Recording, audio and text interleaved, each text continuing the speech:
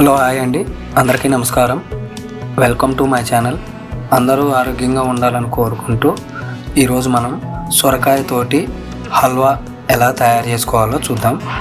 ముందుగా దానికి కావాల్సింది మనకి ఒక సొరకాయ, అలాగే కొంచెం నెయ్యి, కిస్మిస్, పుచ్చగింజల పప్పు, జీడిపప్పు, బెల్లం మనకి స్వీట్ ఎంత కావాలంటే అంత వేసుకోవచ్చు. ఇలాచీ పౌడర్.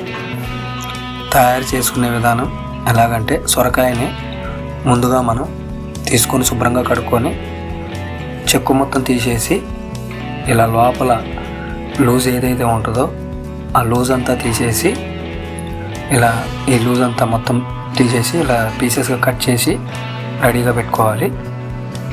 అలాగే ఇది తురిమేటప్పుడు మనకి తురమటానికి హోల్స్ పెద్దగా ఉన్న సైడు తురుముకోవాలి. ఎందుకంటే చిన్నగా ఉన్న సైడ్ తురిమితే ఏమవుతుందంటే మనకి మొత్తం వాటర్ అయిపోతుంది. కాబట్టి హోల్స్ పెద్దగా ఉన్న సైడే తురుముకోవాలి. మొత్తం ఇలా తురుముకొని రెడీగా పెట్టుకోవాలి. రెడీగా పెట్టుకున్న తర్వాత ఒక ఇత్తడి పాత్ర తీసుకొని, ఇత్తడి పాత్రే తీసుకోవాలండి. దయచేసి అల్యూమినియం పాత్రలు వాడకూడదు, మన ఆరోగ్యానికి మంచిది కాదు. ఇత్తడి పాత్ర తీసుకొని ఒక 2 స్పూన్లు నెయ్యి వేసుకోవాలి.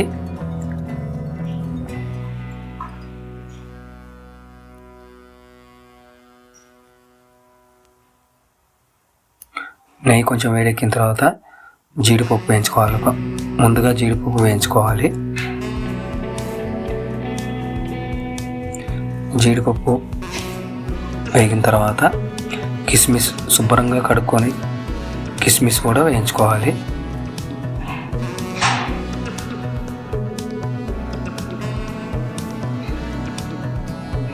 కిస్మిస్ కూడా ఇలా వేగిన తర్వాత పుచ్చగింజల పప్పు కూడా మనకి నెయ్యిలో వేయించుకుంటే ఏంటంటే టేస్టీగా ఉంటుంది. మామూలుగానే వేసుకోవచ్చు, ఇలా నెయ్యిలో వేయించుకుంటే ఏంటంటే కొంచెం టేస్టీగా ఉంటుంది. పుచ్చగింజల పప్పు కూడా వేయించుకున్న తర్వాత అదే నెయ్యిలో తురుముకున్న ఈ సొరకాయ తురుమును కూడా వేసుకోవాలి. వేసుకొని మనకేంటంటే వాటర్ అంతా ఇనికేంత వరకు ఉంచుకోవాలి. ఇలా మొత్తం వాటర్ ఇనికిపోయిన తర్వాత కొంచెం ఒక నిమ్మబద్ద పిండుకోవాలి. నిమ్మబద్ద పిండటం వల్ల ఏంటంటే మనకి ఫ్లేవర్ బాగుంటుంది, మంచి స్మెల్ వస్తుంది. ఆల్మోస్ట్ వాటర్ అంతా ఇనికిపోయింది. ఇప్పుడు మనం సన్నగా తురుముకున్న బెల్లం వేసుకోవాలి.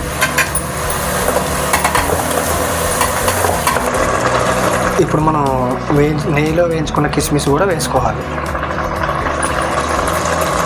అలాగే వేయించుకున్న జీడిపప్పు కూడా వేసుకోవాలి. పుచ్చగింజల పప్పు కూడా వేసుకోవాలి. ఇప్పుడు ఒక స్పూన్ నెయ్యి కూడా వేసుకోవాలి. నెయ్యి వేసుకుంటే ఏంటంటే మనకు కొంచెం టేస్టీగా ఉంటుంది. ఆల్మోస్ట్ ఇలా దగ్గరికి అయిపోయిందండి, ఆల్మోస్ట్ అయిపోయినట్టే. కొంచెం ఇలా దగ్గరికి అయిందాక ఉంచుకొని బంద్ చేసుకోవాలి. కొంచెం ఇలాచీ పౌడర్ వేసుకోవాలి. ఇలాగా పౌడర్ చేసి వేసుకుంటే ఏంటంటే మనకి మంచి స్మెల్ వస్తుంది, బాగుంటుంది.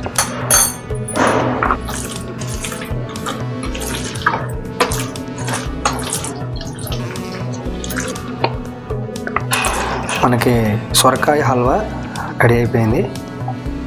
అలాగే ఇప్పుడు మనం సొరకాయ తినడం వల్ల దానివల్ల ఉపయోగాలు, బెనిఫిట్స్ ఏందో ఒకసారి చూద్దాం.